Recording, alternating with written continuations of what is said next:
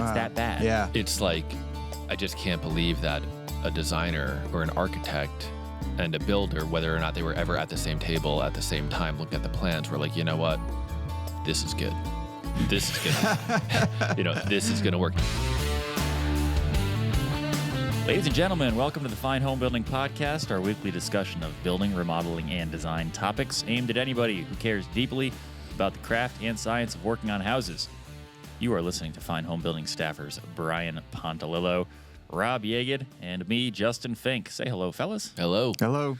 First, let me remind you of our email address, fhbpodcast@taunton.com. That's where you send us your questions and topics for discussion, and you get in touch and you tell us that you like us or hate us, and what you want to hear more or less of on the show. You can also check out all the things that we talk about in the show by going to finehomebuilding.com/podcast. There you will see Mike's notes for the show and links to all of the articles and information and photos of the things that we are chatting about. So before we jump into the usual goat rodeo, I have a special request question that's not on our agenda here. I'm going off script. Special do you got? request. Yeah, so I was out grabbing a beer with an old friend last night, and he lives in North Carolina, and he was talking about how he took off his back deck, and it was like basically a grade level deck, took that off, and he put in a patio, stamped concrete patio, and he has yet to, because the deck was attached right to the house. When he took it off, he was missing a couple of rows of siding because the flashing is there. He has fiber cement siding, pre-finished, and he's kind of looking at me going, well, how do I fasten this? Because, fiber cement lap siding is blind nailed. So I said, well, you know what? Let me throw it out to the guys tomorrow morning when we get on the show. So I thought we would talk a little bit about siding repair on fiber cement. One of the interesting things, because I've installed pre-finished fiber cement. Brian, you did the unfinished and then you painted it in place. Yeah, the pre-primed. He has the pre-finished, but he can't get another piece that matches it because you have to essentially buy a lot In a batch, if you want to yeah. if you want to get the color. So he's got to take a piece off and go get it color matched. But he's curious, like, well, how do I fasten this thing? If they're usually blind nailed, can you treat it like a regular wood clapboard and just kind of get up underneath, slide it up there? And so I was curious. My initial impression was, well, try to hide the nails. Maybe one trick you can do with cedar shingles is you nail right along the top of the shingle, just below where the course above stops. So your nails kind of angle up, and then so if you leave, this is hard to describe. You leave the shingle you're replacing a little low. Mm-hmm. Put nails in just underneath where the course above it is, tap them in at an angle, and then you pound the bottom of the shingle up. And those nail heads kind of slide up and are concealed by the row above. That's not going to work with fiber cement. Yeah. I think the only option really is to face nail it. Yeah. Unless he wants to maybe pre-drill, if he can lift just a little bit off the course above, maybe like little wedges on either end or something. Just drive those little wooden wedges up to give you a little space. But, if you crack that thing, you're done. But he's going to paint them up anyway, right? So he could, that's the other option. He could conceal his fasteners. So he could face nail it, caulk, and stack, fill the holes, and then prime and paint. So he's going to try to match the paint to the pre-finished stuff? Yeah. So buy some paint that matches it. Yeah, so I think he just nails it and face nail? Yeah. Face nails it and fills the holes, and he's got to paint it anyway. But it's worth noting that you got to stick, if it's the lowest course, you got to stick something up underneath that lowest course in order for it to kick out and match the slope of all the other courses. As if you had a starter course. Right. On there. So you need like a 1/4 inch or 5/16 inch thick strip of something. To space it out. Yeah. Yeah. All right. So do that. That's it. Just wanted to get that question answered. Not bad. Shut it down. Shut the show down. Yeah. We're done. Yes. One thing about install one thing to note is, and I don't know if he'll be using a nailer or because he's only doing a couple. I think he's hand nailing or screwing or something. Okay, it's not the easiest stuff to set a nail in.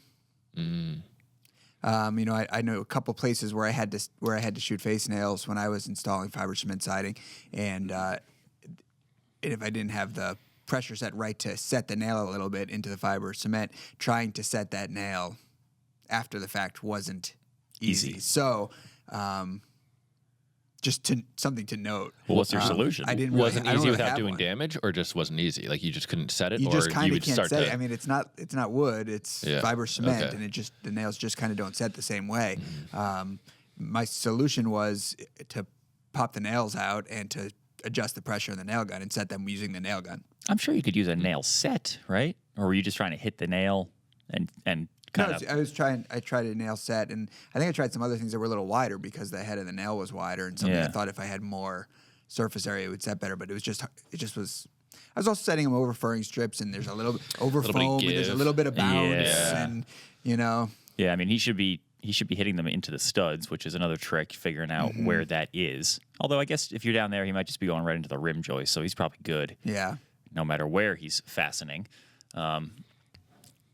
I would pre-drill it, Yes. because that'll that help. stuff Yeah, for is sure. will fracture pretty easily. Yeah. if you get close to the edges. And might buy two pieces just in case, and leave cut the new piece so you got about 16th inch or so of wiggle room on either side, so that you can, or maybe total, so you can slide it up and make sure those cut ends, even on fiber cement, are primed and painted before Yeah. you slide it in, because that needs to happen. And that's that. Let us know how it goes. You guys want to jump right into questions, or do we want to hear about Rob's inspection yesterday first? Yeah, I got my inspection yesterday. My rough inspection. Framing, plumbing, electrical. Went well. You passed. I passed. Didn't it throw any flags in the Bond Fig wall? No, we talked about the Bond Fig, though. He had not seen it before. That's right. Of course he didn't. He hadn't heard of it? He had not heard Come of on. it. But he appreciated the effort, and so we were talking about thermal bridging, and my inspector, he had been an architect, and he does work on his own home, so when he faced similar issues, he would just use full sheets of rigid foam beneath the rafters to kind of get added R value plus a thermal break. I was like, all right, not bad. That's what I did in my bedroom upstairs when I needed, Yeah. because I had the 2x6 rafters and I needed to get some extra insulation, and so I just did a full. I don't remember how thick it was, 1 inch or 1.5 or 2. I can't remember. It's funny, Patrick, before, I left because I had a jam out here earlier yesterday to meet him, the inspector. Patrick was trying to give me all his strategies as to how to handle the inspector. Oh, I got to hear this. First one up was to bribe him with copies of the magazine. Just like, I guess that's his approach, that he, as soon as the building inspector comes on site, he just hands him a bunch of magazines as like a gift. Seems a little bit, Kind of, I know what I'm doing because I work here. I guess. Huh. We also, I think we were joking around yesterday as to we could judge how it might go if the building inspector turns off his Yeah, truck. whether or not he turns his truck off. Yeah. Does he committed or how much time he's got going on? Yeah. My strategy was just to chat him up. We were chatting the entire time. So I told Patrick after, I was like, that was my strategy. So he couldn't really focus. Yeah. Too many things. Yeah. And you got to make them like you, Yeah, You got to be friendly. It went well. So Sweet. Yeah. So what's next? Insulation. Insulation that I have to get my insulation inspection. Then I could drywall. Craft paper faced Yes, fiberglass bats. yes.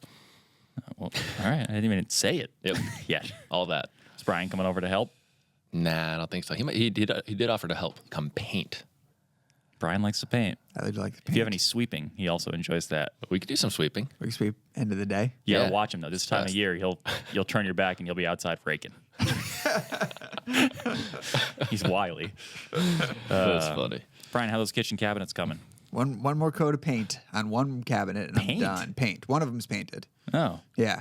So Ooh, you're doing stain and well, this is painted kind of actually- mix match. It's the bathroom vanity that I'm building at the same time. oh, The kitchen cabinets are done, ready to be installed. Ooh, did you hear that, Justin? wow. done. Bathroom. That's a quick vanity. job. Yeah, episode 44. I started building them. This is episode what? 104? So are you finally finishing them because 60 episode job. they're kicking them out of the wood shop? Like, you got to get these out of here, Brian. No, We need you to finish them. no, it's just I gotta sell my house.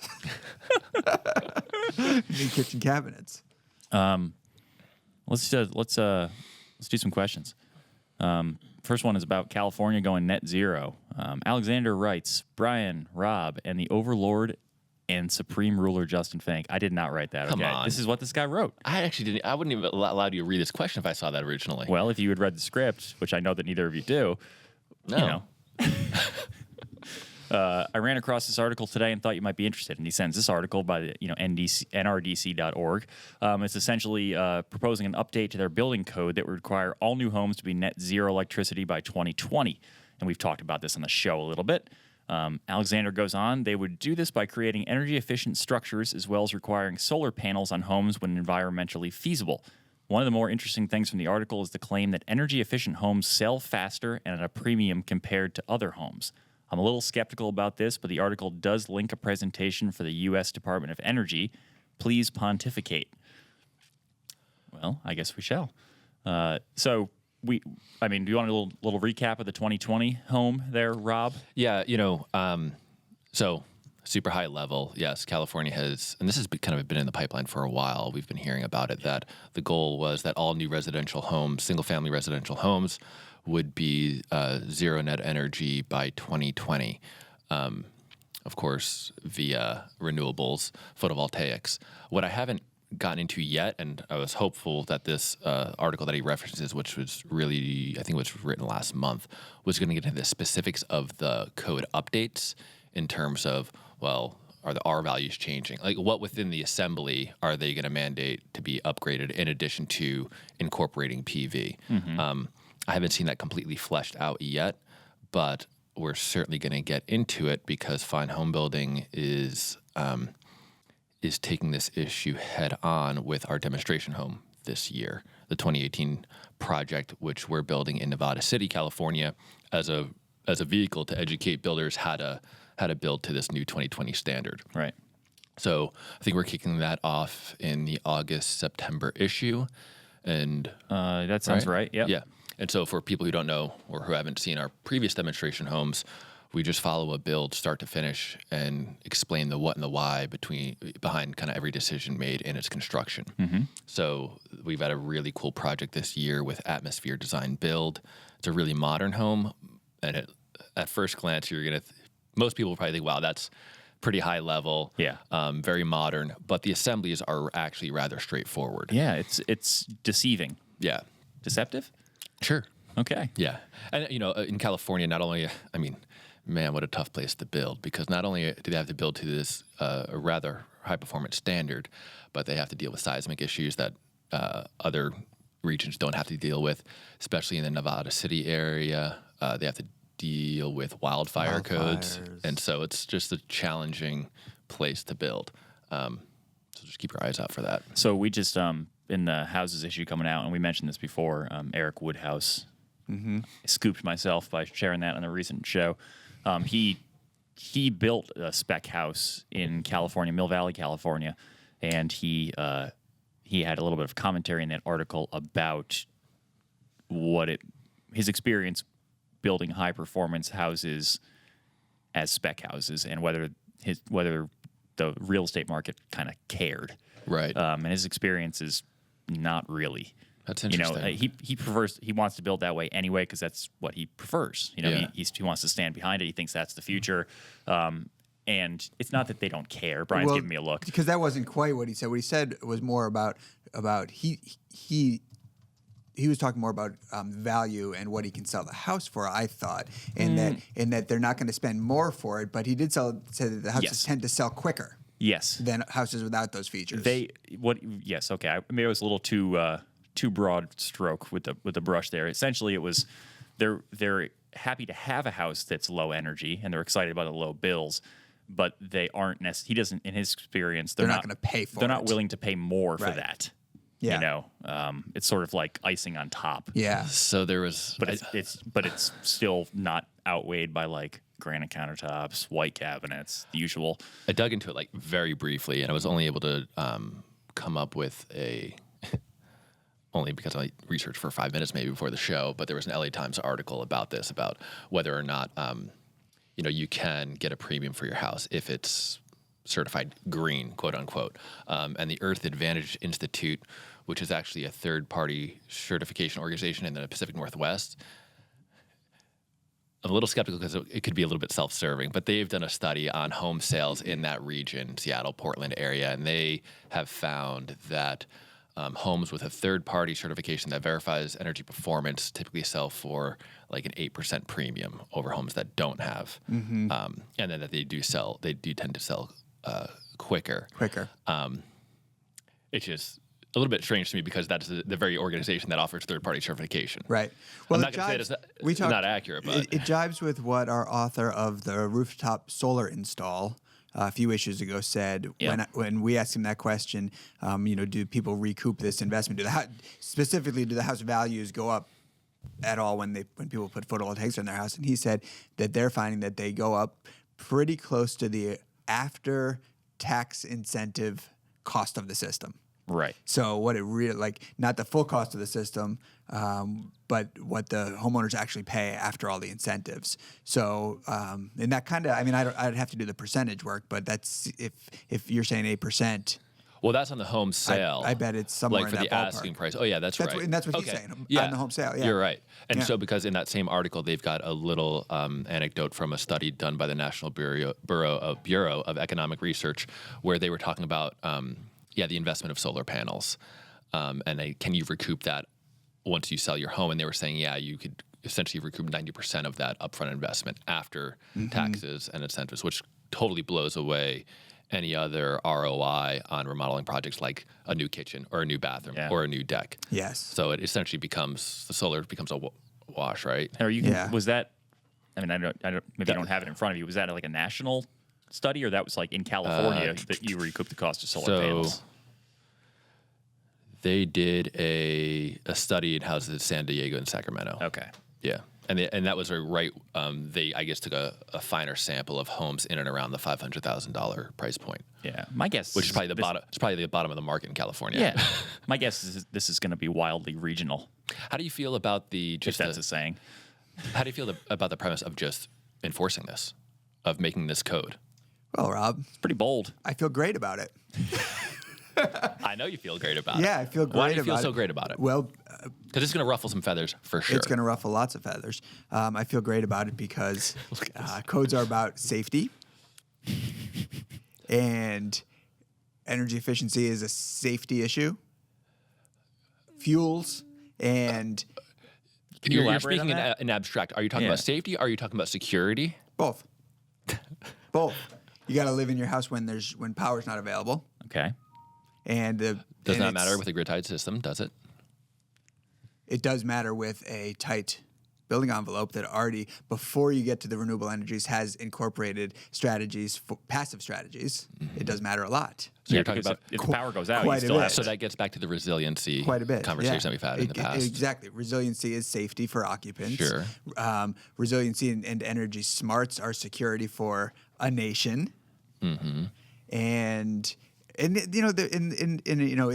a less, I'll stop trying to justify it and just say that it's become a pretty simple thing to do, to build a zero energy house. And we're seeing, if you read our magazine, you know that we're showing you houses all the time that are zero energy and cost very little more than a comparable house that isn't zero energy, a comparable house that is consuming quite a bit of energy. So it not only do we know how to do it, very clearly know how to do it now, but we also know how to do it in very cost-effective ways. So not doing it is just being, in my opinion, is just being resistant to a better way to build a house. Yeah. A better home for if you build houses to build good quality homes and safe and comfortable and all these things for the people who are going to live there. This is better. This is better than what you're doing if it's not energy smart and energy efficient, and at this point, in fact, zero energy.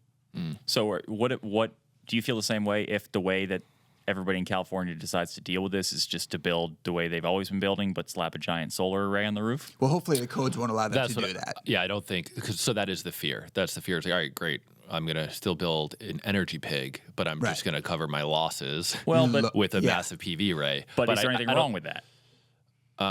Well, yeah, you're not going to get like the health, comfort, resiliency aspect out of that building.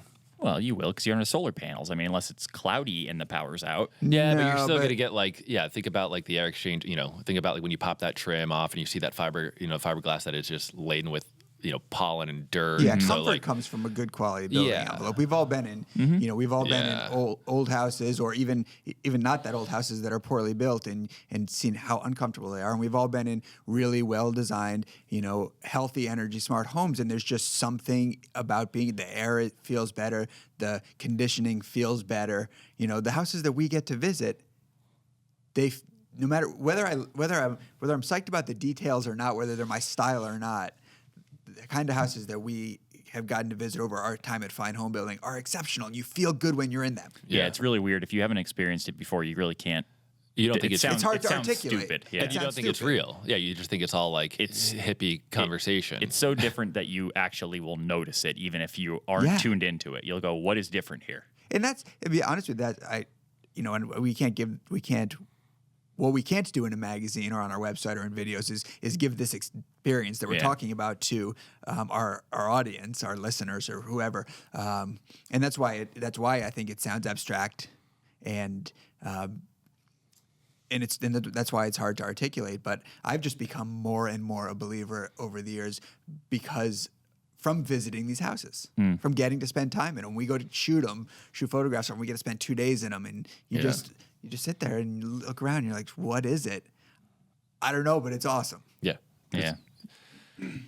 Yeah, it's just interesting. The whole kind of shifting the fuel source completely to PV, and what they're advocating for is not only grid tied, it's grid tied, but also is to battery backup and storage, on-site storage, which gets into resiliency for sure, and security and all of that. It's just, I know that people who are just hesitant are just going to say, well, it's not going to work in my region. It's too cloudy, too mountainous, which, that might be. Yeah, we see in the comments on our social media channels that people don't want to put PV on the roof because they think it's going to be hard to replace their shingles. Yeah. Replace their roof shingles. It's like, right. It's just like, that's just being resistant. Sure. And there's the aesthetic. Sure, People don't like the aesthetic. look of panels. And some people like the look of panels. Yeah. One of the things that we learned from our solar author as well is that some people are doing it really to show the world that they've got solar panels on their roof. Like, check out the breeze in the driveway. Check out the full array. I only need half of that, but So there's both sides of that there's both equation. sides of that. But what's interesting about this article that he references to is you can get away with all of that because I think what is going to crop up, or what this will usher in, is also kind of community solar farms, where you can be tied into a collective array that isn't even on your house or on your property, but you pay into it, or however that relationship is established. But so it could, cool. Yeah, I mean, it just seems. I'd like to put solar panels in my backyard to piss off my neighbors because I don't like them, Yeah. And I was thinking, what way could I piss them off that would be really good? I was just reading about solar panels going, well, I know I can't do it on my roof unless I take down some trees. I already had it checked out. This is what you're doing. You're getting a cell tower lease. And you're putting that right up in the backyard. Yeah, but I mean, like, so if I got a permit to put solar panels, that's all like town approved. I bet you I wouldn't even have to go. I wonder if I have to go through like a zoning thing, like a hearing that people have a chance to object to it. I wonder if it's just like, you're allowed to do this. A ground mounted. I'm not really going to do it. I think if it's a ground array, you might have to. I don't know. I would think you would. Just Why? like if you were able to just because it's different. If you were putting like an outbuilding of a certain size, like you would have to go through that same, the whole same approval process. I'm really curious. I wonder how far my spike goes. Like, would I be willing to spend money? I mean, not like it would be that bad. My energy bills right now suck. It's a bit like I'm sucking wind, so it would be nice to have a more efficient system. I'd be interested to know from the listeners whether they kind of are on board with this move, if they think it's a good idea, if they think it's a bad idea, or if they just think that it's kind of if they're indifferent, if it's like just like a political move, it's not really going to push, move the needle on either our security or our the global warming potential of like our culture. You know what I mean? Like, is it just all shifting some puzzle pieces around the board and not really making any progress? And one legitimate argument is that housing in a very real way, maybe not in every single part of the country, but housing is generally not that affordable. And we definitely need to find ways to provide good housing at better or more affordable costs for people. And so I think this could immediately be a red flag. Like, it's just going to make houses more expensive. And I get that, and I hear that argument. And I do think that we need to find ways to provide good housing that costs less money. But I don't think the two things are mutually exclusive. I think we can provide good, because we see people do it all the time. And again, that's what we publish. If you're in the magazine, you see it. We're publishing affordable homes that are zero energy all the time. More affordable than last most. year's demonstration home. And like you said, if you're reading the magazine, when you look at those wall sections we're illustrating, it's not that different. Like, it's really, it's not crazy. It's not going to rock your world. It's not going to have your framer be pissed off or your insulation guy like scratching his head. It's pretty standard stuff. So here's the other thing. California has a mega economy. I think it's like the 6th or 7th largest economy in the world. But the housing stock, we talk about this a lot. Like, all right, what impact does the housing stock and do houses have on energy consumption when compared to commercial and industrial? And it's not that significant of an issue. But California also has a similar mandate on the horizon, which is like their 2030 challenge, which is like, all. Is it that far off? I believe it is. I think it's 2030. And that's how I feel about that. That's kind of it doesn't matter. That's true. Right. We've talked about it. But we work in the home building sector, and this is Yes. where we can make a difference. And it doesn't mean that we just push it off on other people to make the changes because our sector isn't the biggest one. We make Right. changes where we have the ability to make changes to do so. And hopefully other people are doing it in other sectors. I agree. Correct. It means that we don't take the knowledge that we have and the best practices that we know about and ignore them because we feel like we're a little bit insignificant. Right. In the context of the big picture, it's like, no, you just do what you can with what you have, and we could be building zero energy homes right now. Yes. I'm looking forward. I'm actually looking, because we're very clearly on one side of this argument. I'm looking forward to really educated counterpoints. Like, when this actually gets closer to happening, we're 2 years away. We're close, but when it starts to becomes maybe more public argument or gets more public attention, then maybe we're going to start to see experts that have data, or for some reason an argument the other direction. Maybe it's price. And I'm just curious to see what the other side of the argument really is. And there's so many interests in this conversation. It's like not only the home building industry, but then you get into the fuel industry and the shifting dynamics of that, whether you're going off like natural gas, coal, whatever. And I know that electric utilities have had concerns that when enough houses are creating the electricity that they use, and the electric company isn't able to charge as much money for the electricity that they produce, they won't be able to afford to maintain the grid, which is necessary still because these are grid-tied systems. And I don't know if that is a legitimate argument or not. Well, what's going to happen is it's interesting to think about. You're either going to end up paying more money to be on the grid, which is going to force you quicker to want to get off of it, or they're not going to be able to support it in some way. You know, it's going to get spotty service or and it poor starts support. to fail. Yeah, I heard. I almost don't want to speak to it because but I'm going to. But just because I haven't validated it, because I heard it from a builder, and you never know where that information can come from. But it was something to the fact that California is already producing so much solar energy and flooding the grid with solar sourced energy that they have to offload it to other states like Arizona or you know what I mean, and at an expense. So it's like, I mean, it's going to be complicated. When you're shifting something of this magnitude, there's going to be some hurdles. So this thing you mentioned, this thing was announced years ago. Like, they've had plenty of notice to get ready for it. But what I'm curious about is nobody else has kind of jumped on board, You mean other states? Yeah, like, I wonder if we're going to see that. Like, when are we going to see, like, Oregon going, you know what? 2025, we're going to do the same thing. I'm trying to think of a different industry, like whatever, emission standards in vehicles. I think California was the one to kind of lead the way. Adopters. And they're especially with energy and environment, for sure. I mean, this water bottle is known to the state of California to cause cancer, Right. Title 24 or whatever that thing is. I'd be interested to hear what people think about it. Yeah. You guys want to talk about upgrading? Oh, one more thing before we go past that is, I was thinking about this when you were talking about different wall assemblies and things. Yeah. In this past week alone, I've seen 2 trucks on the highway in Connecticut that had panelized walls on them. Like separate trucks, obviously separate assembly techniques too, and just piled high with wall sections. Yeah. I was like, cool. It's Yeah. like that's starting to show up. Yeah. Like I'm seeing it on the road, you know?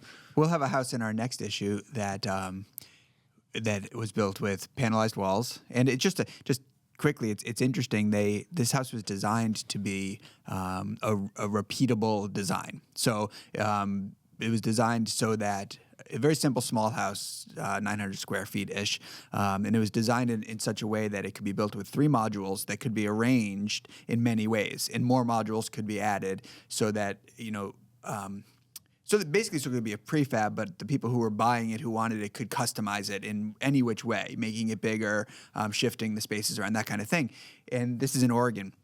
And when they finally got the design nailed down and started chopping it out to prefabricators, they found out that prefabbing the house wouldn't be cost effective at all. It actually blew their budget. Oh wow! And they say probably this is happening now because there's not an economy of scale yet. So these companies, they charge a premium, especially to do something that at this point is still custom, because it's still a one-off, even though the design intent was for it to be repeatable. But they did end up finding that panelized walls were cost-effective. You just said they weren't. No, they were going to build modules, prefab modules, and What's that the wasn't difference? cost. Like Whole insulated the house was going to come in 3 sections. Oh, okay. Yeah, that would be bolted kind of a together. standard Yeah. modular approach. Instead they had the walls factory framed and then stood them up on site. Right. But they found that was very cost effective. And when they did a comparison, they found that the material efficiency was way better than site built. Pretty much no waste in factory framing, as long as the house is designed to work with the factory systems. Did it cut down on construction time at all? It allowed them to have the walls framed when they wouldn't be framing on site because of the weather. Right. At this place in Oregon, and it was all delivered on one flatbed bed, and the walls were lifted in a day. I wonder if those ready for the roof. factories get lumber in 24-foot lengths and just cut a series, because a lot of them are working off of automated cutting systems, so you can type in I want a 96-inch stud and it'll slide down, cross cut, Right. and I just wonder if they, for efficiency, I'm sure just work with longer lengths. And that's what he says. He said the house was designed on a 4-foot grid. Everything's on this 4-foot, working within this 4-foot grid. Yeah. That's really smart anyway. Even if you're framing it on site, Right. to think about the waste, it's worth it. Why not? You Yeah. go a little bigger, a little smaller. Actually, I mean, I guess. So you could go a little bit bigger. It may cost you no more. And it may cost you no more. Yeah. And you have a smaller dumpster. Yeah.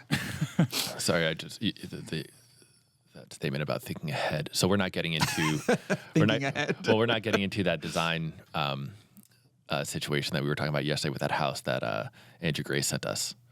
We can. Do we have photos for it? Well, we'll have to have Jeff put them into the. Maybe we'll. Let's talk about it. It's good. You sure? Did you see it? I don't know if No. Brian saw it. Okay. All right, but Jeff, you're gonna have to insert these photos. We're off script again, so anybody watching the video is gonna have to see these slid in instead of on the TV behind us. But let me see if I can pull up a picture of it. So Andrew Grace, he's done some writing for us. He listens to the podcast. Sent in a question yesterday about this house that he was asked to look at, and it's a big, long, low ranch. And I'm trying my best to describe this. How do you describe it? I mean, it's got. So it's a low slung. I wonder if it's kind of a U-shaped. Yeah, I mean, ultimately, I think it is, but it's a ranch on steroids. It's got a big gable end on. So you have picture a long, low house, 1 floor, and then it's got a big gable facing you on either end. So on each end of the house is a gable roof, and then 3 and then dormers. There's 3 little bump out dormer roofs across the middle. Filling in the middle. Doghouse dormers. But are they really doghouse? Aren't they don't they go all the way down to the ground? Like they bump out past the roof plane? I don't think so. Okay, let me pull it up. Almost like a wall dormer. By the way, he titled this email "Don't Go Chasing Waterfalls." So as you might guess from that title, he's I'll just read some of it to you. You have to come to the website or look at this video to see the photos of it, because you won't fully get it. And I strongly encourage you to do so, because this might be the most poorly designed roof I've ever seen. I don't know. It's up there. It's bad. What about the addition we saw that funneled water towards a wall? Like, Yeah, that was pretty bad. that too. was pretty. Okay. But this is a new build. Anyways, this has a bunch of converging valleys and very little eave to roof area. So basically, he gets waterfalls in a rainstorm. So the owner has come to Andrew and he's going, what do I do here? I've got a roof that's massively leaking in the valleys because what's going on is one of those doghouse dormers on either end of the house is right next to, but not overlapping the big gable roof. So it's like this super tight little 3-sided valley that's dumping water. And best part, right below that valley dumping point is where they place the doors to get into the house. And above that door, they've got maybe a 3-foot section of gutter. Yeah, it's really So great. you have these 3 massive roof planes all converging into this one kind of valley, all dumping this water right over a door into a gutter that is like grossly undersized. I got to find it. Where is it, Rob? You got the photo? I think it's in the podcast inbox. So is he I gotta show the there? photos Does he to have Brian. does he have to fix? So there's issues because there's leaking going on. There's obviously ice dams. There's like when it rains, there's literally a waterfall of water coming over the entry. And I was looking at it. I was like, and he's like, and the homeowner wants it fixed, and he's willing to do, I guess, substantial work. Yeah, the homeowner's like, resolve should it. we rip the roof off and start over? Like, it's that bad. Yeah. It's like, I just can't believe that a designer or an architect and a builder, whether or not they were ever at the same table at the same time looking at the plans, were like, you know what? This is good. This is gonna, this is gonna work. And it's one of those things that it gives it gives architects a bad name. This is like why some builders have there's so much friction in that relationship between builders and architects, because sometimes architects are aesthetically motivated and builders are practically motivated, and those things don't always jive. And this is an instance where a guy was obviously in love with his roof lines and didn't consider snow and rain.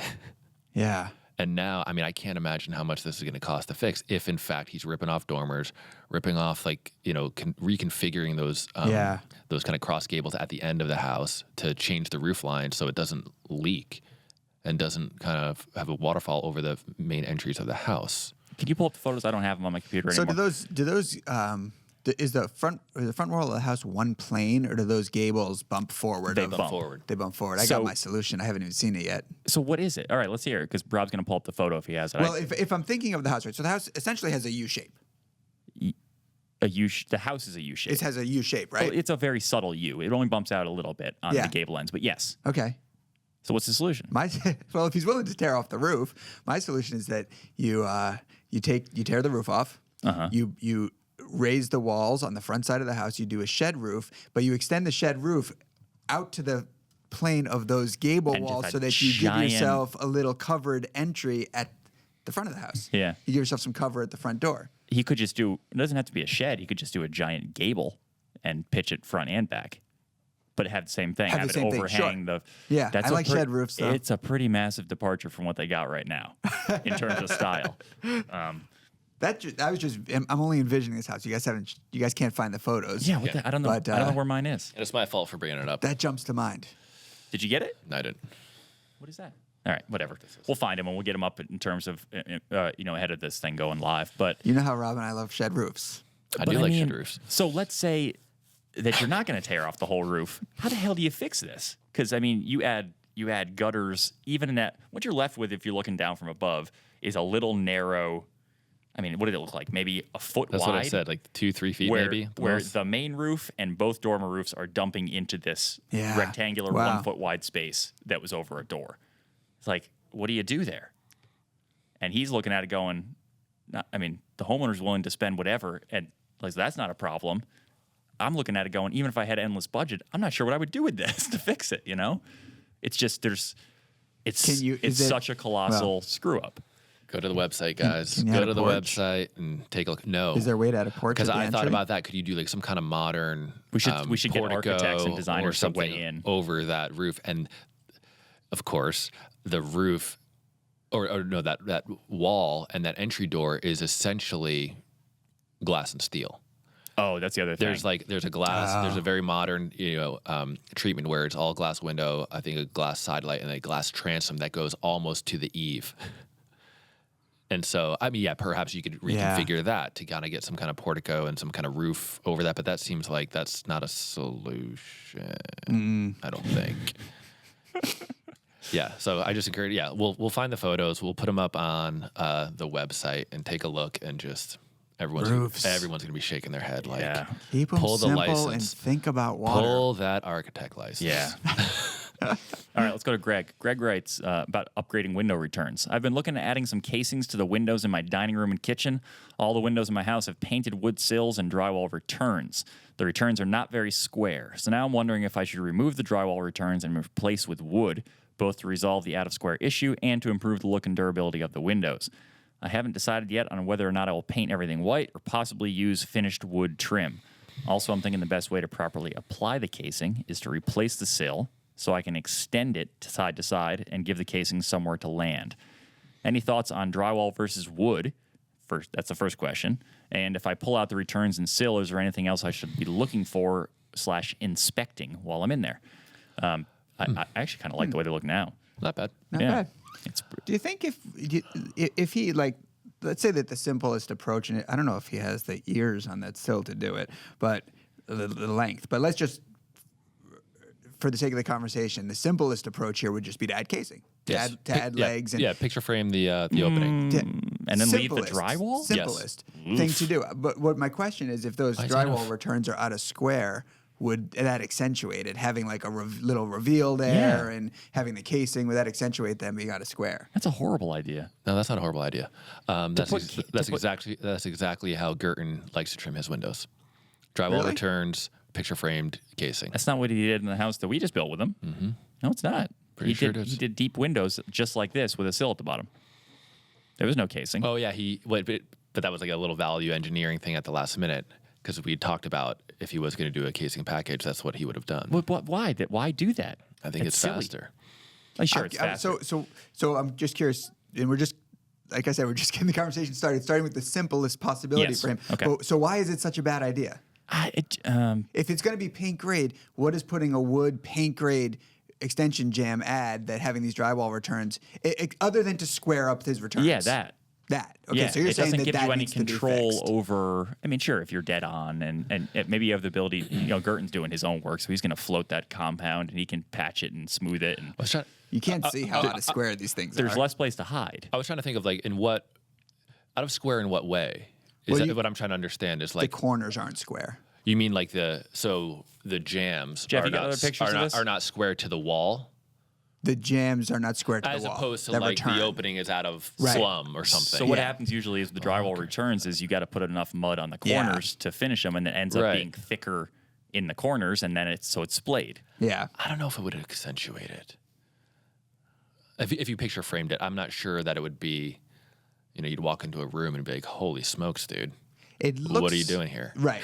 That was my first the thing that I was most curious about at first. Now looking at it does look like though he has to replace those sills. They don't look like the ears extend long enough for casing, unless he did something unique, something that he designed to fit. I would entertain picture framing it, replacing the sills. I mean, if I was like, you know what, I'm just starting at the bottom, or like the simplest fix or the simplest. I mean, sure, upgrade you could do one and then see what it looks like. Is pop the sill so that you can do some kind of transition between the casing and let it land onto the the horns of the sill, and then just see how it looks.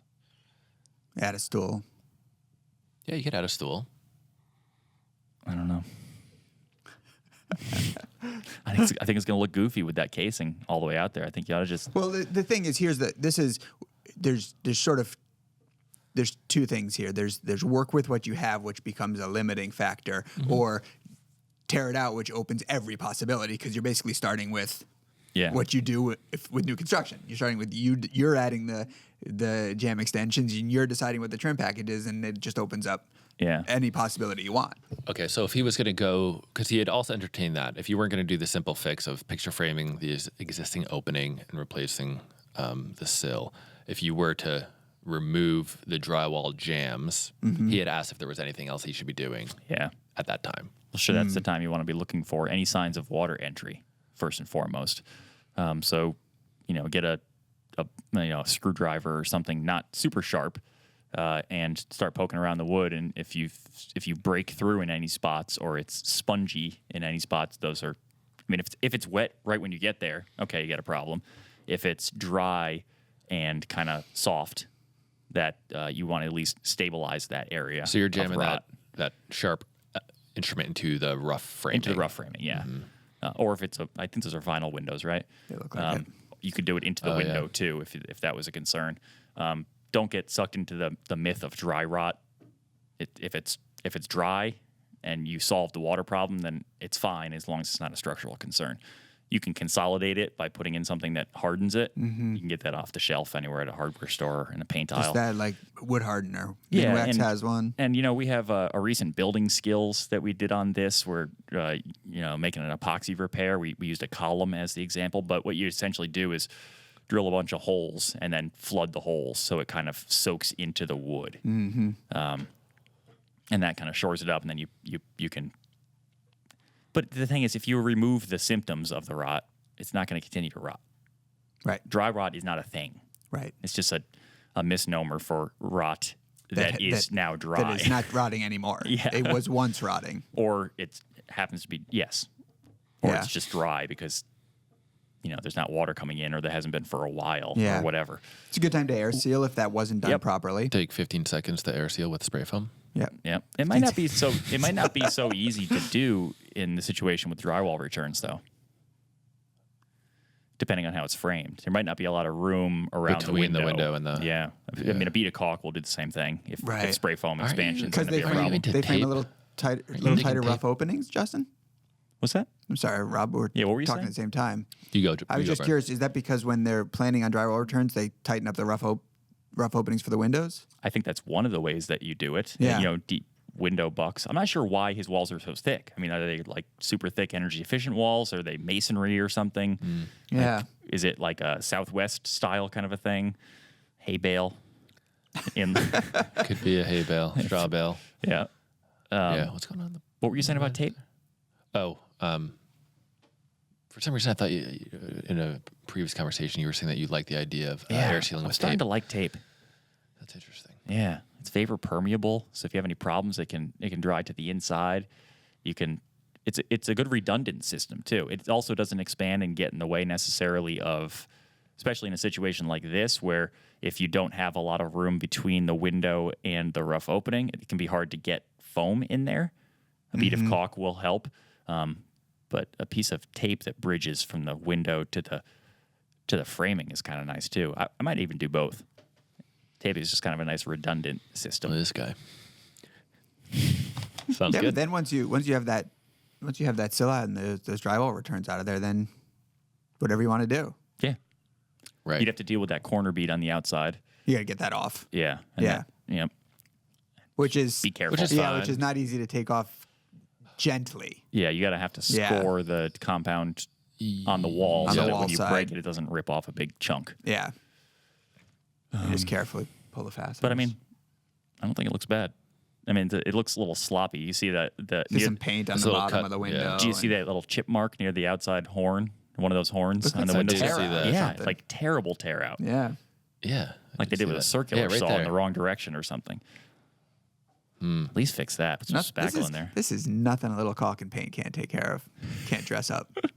Oh, by the way, if you're just bothered by them being out of square, you could float them square with more compound. Like if that's really for some reason bothering you, just pack it out in thin coats and let it dry and build it up until it's square. Yeah. I mean, that's what they're going to do. That's what they should have done when they finished it. Unless it's like wildly out of square, I don't see the point in fussing with that. Yeah. No one's going to throw a square. Justin's the only one that would come over and throw a square on it. No, I would just look at it and know it's out of square. I don't need to throw a square on there. Come on. He always has a square in his back pocket for I don't need situations it. like that. My eyes are square. Spray foam over a dirt floor. Dane writes, "Good day, gentlemen. My insulation contractor suggests the proper way to seal a gravel or dirt crawl space is to spray the entire floor with 4 inches of closed-cell foam. He says foam over gravel or dirt eliminates the need for poly, which may puncture over time. and it's durable enough and more comfortable to crawl or walk on. This, if you need to get into it for repairs. You know? Yeah. The square footage of area to be foamed is essentially the same as if you sprayed the underside of the joists, so the cost is a wash. The only downside I can think of is a solid. I'm getting really distracted, Robbie. How many times are you going to take your headphones off? What's the problem? I'm just adjusting, man. Just trying to stay comfortable over here and safe, as Brian points out. The only downside that I can think of is sound/solid feeling for the floor joists. I know there's nothing below it. However, when a floor joist system is sprayed with spray foam, it just feels more solid and quiet to walk on. Even to remove in the future wouldn't be that bad, blah, blah, blah, blah, blah. Other than these things, can you think of a downside to the process? Thanks for the help and continue the great work. Keep craft alive. So,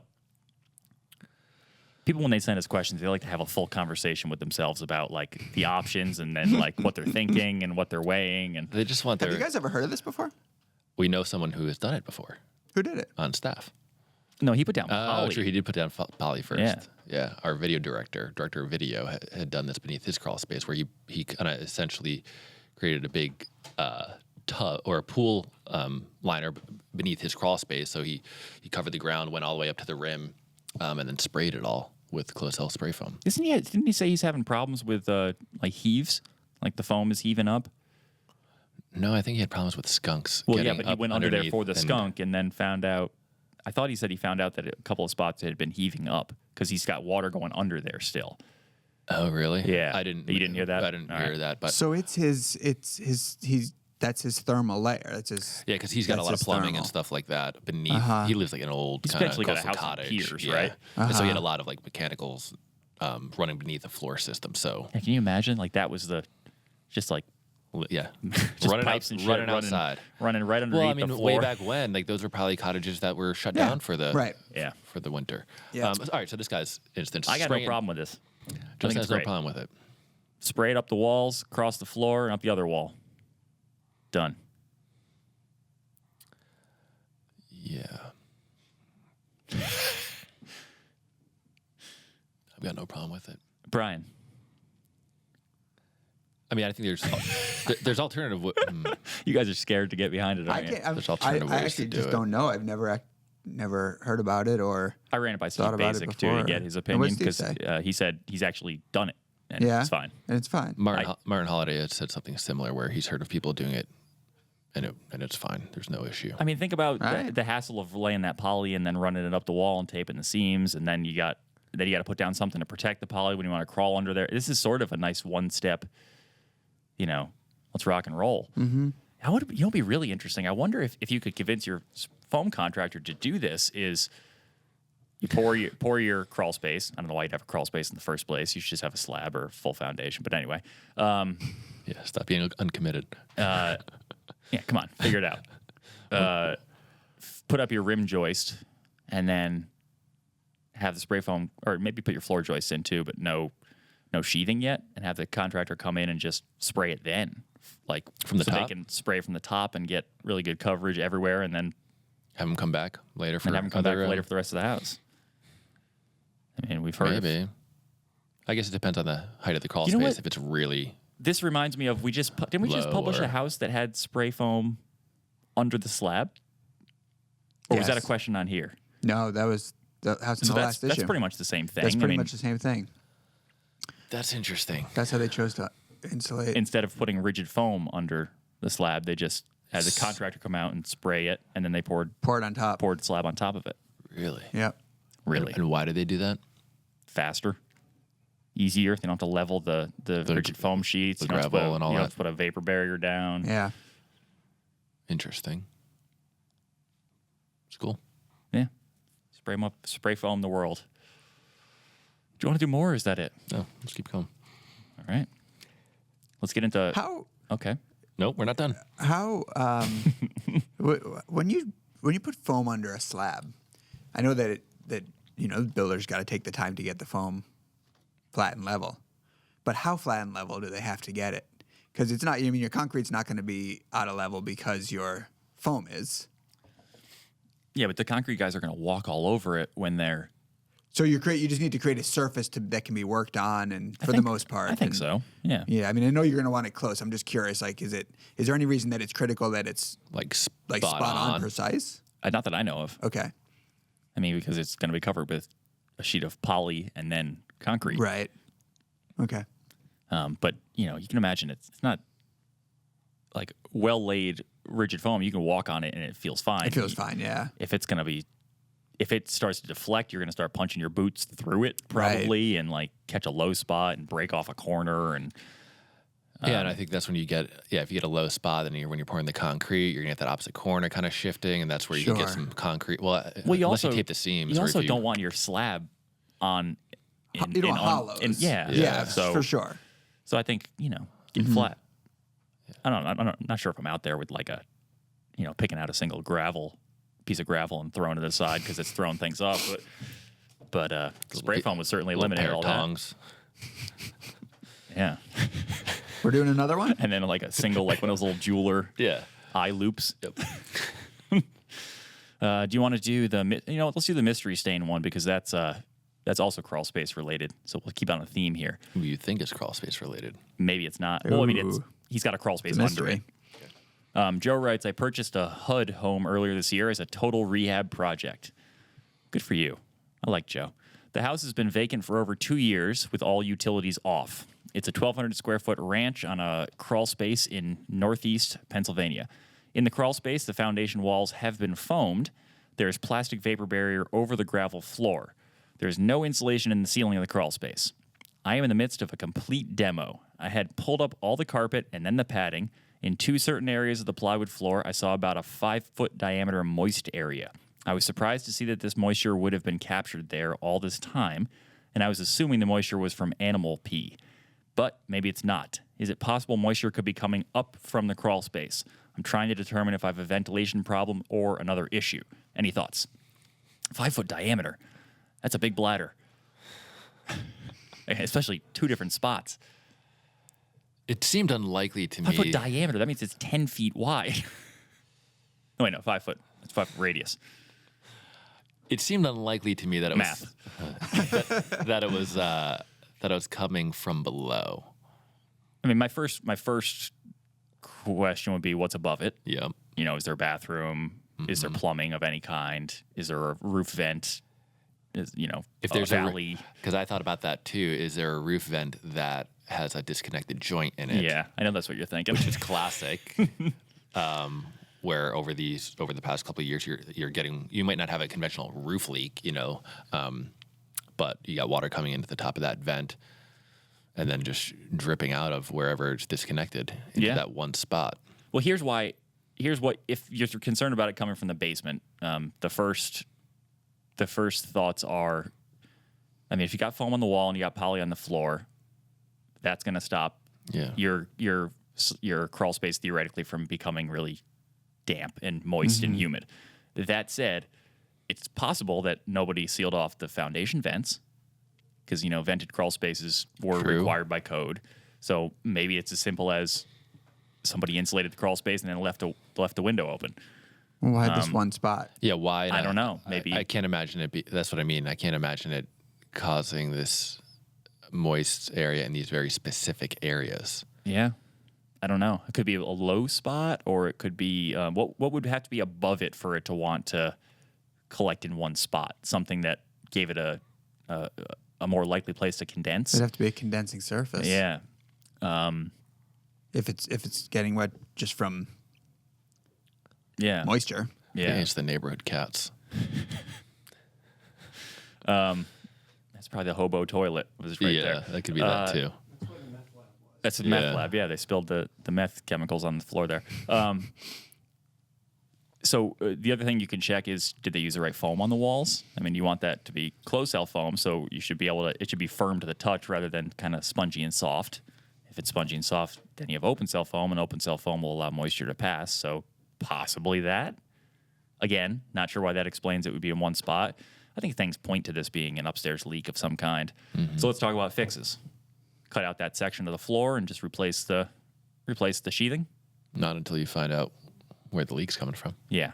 Well, if he's doing a whole gut rehab, then let's assume he's going to put a new roof on, and he's probably looking at all the mechanicals. And but it's interesting too. I mean, that if he didn't say that there was any rot, right? He said it was wet. Well, Yeah. So I'd be curious to know if there's any rot, because if it's been wet for very long, there should be some degradation of the plywood and maybe even the joists below it. If it was constantly wet. Oh, he actually did call it a moist area. I guess I was reading it as stained, but it was wet. Could it be? Yeah, there's no way that it would have stayed moist that whole time. So could it just be recently wet? He just didn't realize that it got recently wet somehow. Yeah, like that's not like a 2-year long issue. This is like, hey, we closed on the house and like your buddy knocked something over, didn't tell you about it. I don't know. Right. Too many unknowns. We don't have enough information. Rob needs more information. That's why it's a mystery, Rob. It's been a while since he pulled that one out. I know. All right, that's it. You can find us on social media. You can find us at finehomebuilding.com/podcast, where you're going to see photos of that Andrew Grace Valley roof fiasco, which we have no solutions for. Sorry, Andrew. And you can send questions and comments and concerns and all that stuff to fhbpodcast@taunton.com. Do you want to talk about the new shirts? Yeah, we got a whole new batch of Keep Craft Alive shirts in. New design, updated. New color, updated. They're sweet. I think by the time you hear this, they'll be on sale, right? They'll be on sale. They should be back in the store. You could purchase them at keepcraftalive.org. Yeah. Just a reminder, all proceeds from those sales go to support the Fine Home Building Keep Craft Alive Scholarship with Skills USA. Yes, buy a shirt. Supports kids going to school, and it's an awesome conversation starter. It's perfect conversation starter. Yeah, it's everything. People are always like, what is Keep Craft Alive all about? And then you could have a dialogue about, working in the industry, your point of view on it being a viable and worthy profession. And Get in their face. Spread the word. Yeah. Yeah. And, so that's it. We'll wrap it up next time. This is Justin for Brian and Rob saying, keep craft alive and happy building.